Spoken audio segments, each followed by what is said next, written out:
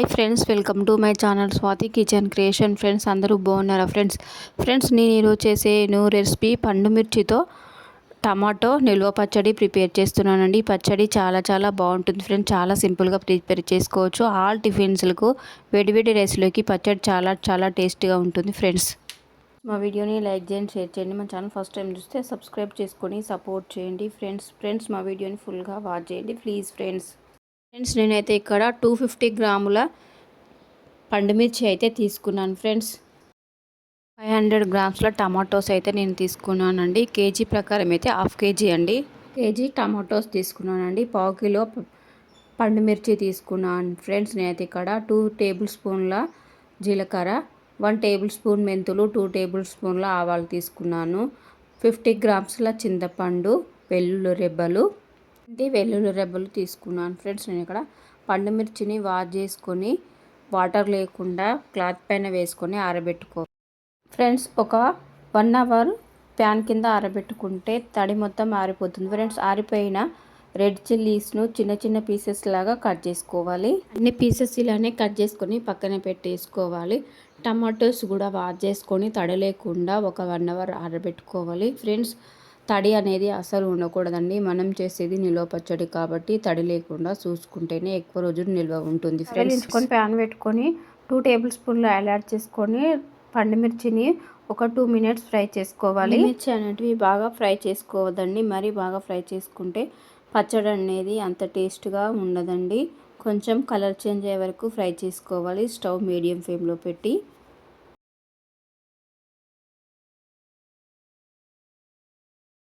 Chillies అనేవి fry అయిపోయాయండి. కొంచెం కలర్ చేంజ్ అయితే సరిపోతుందండి. వేరే ప్లేట్లోకి తీసేసుకోవాలి. ఫ్రై అయిపోయాయండి. టమాటోస్ కూడా మీడియం సైజ్ పీసెస్ లాగా కట్ చేసుకోవాలి. ఈ పీసెస్ కట్ చేసుకొని పక్కన పెట్టేసుకోవాలి. స్టవ్ వెలిగించుకొని ప్యాన్ పెట్టుకొని 2 టేబుల్ స్పూన్ల ఆయిల్ యాడ్ చేసుకొని ఆయిల్ వేడైన తర్వాత టమాటా పీసెస్ అన్నీ యాడ్ చేసుకొని స్టవ్ మీడియం ఫ్లేమ్లో పెట్టి ఒక 5 మినిట్స్ కుక్ చేసుకోవాలి.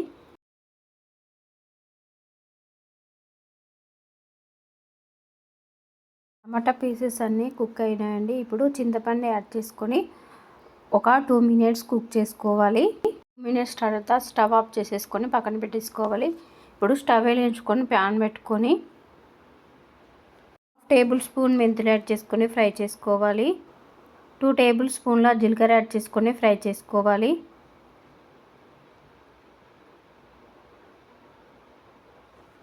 మెంతులు ఫ్రై అయిపోయాయండి. ఇప్పుడు 2 టేబుల్ స్పూన్ల ఆవాలు యాడ్ చేసుకొని ఫ్రై చేసుకోవాలి. ఆవాలు త్వరగా ఫ్రై అయిపోతాయి ఫ్రెండ్స్. ఫ్రై అయిపోయాయండి.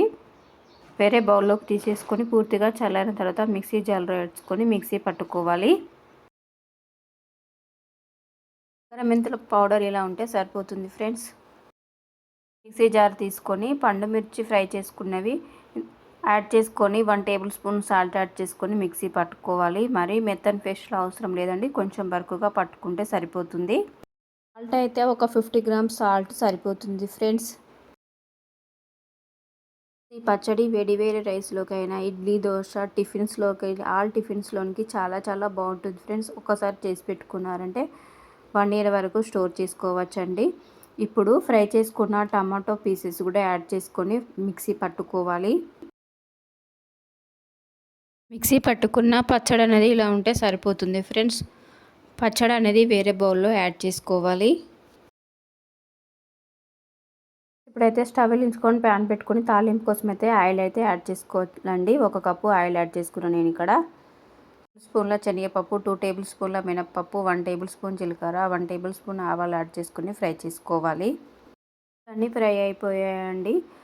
ఇప్పుడు 2-3 రెడ్ చిల్లీస్ చిన్న పీసెస్ లాగా కట్ చేసుకొని యాడ్ చేసుకోవాలి. చిల్లీస్ కూడా ఫ్రై అయిపోయాయండి. ఇప్పుడు 2 రెమ్మల కరివేపాక్స్ కూడా వాష్ చేసుకొని తడి లేకుండా తుడుచుకొని యాడ్ చేసుకొని ఫ్రై చేసుకోవాలి. రెడ్ చిల్లీస్ ఫ్రై అయిపోయిందండి. ఇప్పుడు వెల్లుల్లి రెబ్బలు యాడ్ చేసుకొని స్టవ్ ఆఫ్ చేసేసుకోవాలి. వేడికే వెల్లుల్లి రెబ్బలు కూడా ఫ్రై అయిపోయాయండి. పచ్చడిలో మిక్సీ పట్టుకున్న జీలకర్ర మెంతుల పౌడర్ ఇందులో యాడ్ చేసుకోవాలి. యాడ్ చేసుకొని బాగా కలుపుకోవాలి పచ్చడిని. తాలింపు అయితే పచ్చడిలో యాడ్ చేసుకొని బాగా కలుపుకోవాలి. ఈ టేస్టీ పండుమిర్చి టమాటో పచ్చడి అయితే రెడీ అయిపోయింది ఫ్రెండ్స్. పర్ఫెక్ట్ కొలతతో ప్రిపేర్ చేశారంటే పచ్చడి 1 ఇయర్ వరకు స్టోర్ చేసుకోవచ్చు ఫ్రెండ్స్. నేనైతే కొంచెం సాల్ట్ తక్కువగా అనిపిస్తుందని సాల్ట్ అయితే యాడ్ చేసుకున్నాండి. మొత్తం పచ్చడికి సాల్ట్ అనేది 50 గ్రామ్స్ సాల్ట్ అయితే సరిపోతుంది ఫ్రెండ్స్.